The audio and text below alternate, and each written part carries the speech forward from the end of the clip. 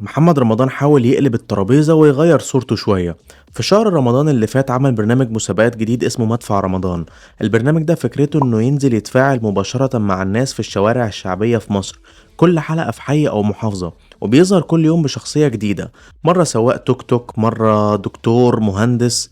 وكان بيسأل الناس أسئلة سهلة في الشارع، ولو جاوبوا صح يديهم جوائز وفلوس، ويوزع عمرة مجانية كمان. البرنامج كان فيه جانب ترفيهي وجانب إنساني وخيري في نفس الوقت. والخطوة دي بصراحة حسنت صورة محمد رمضان قدام ناس كتير.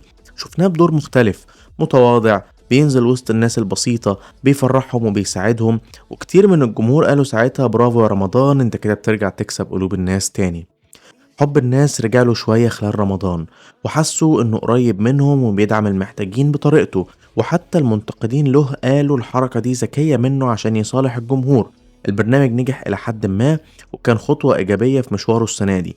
ممكن نقول إن محمد رمضان رمى الكرة في ملعب الجمهور عشان يشوفوه بشكل جديد غير حياة الفلوس والفشخرة اللي متعود عليها.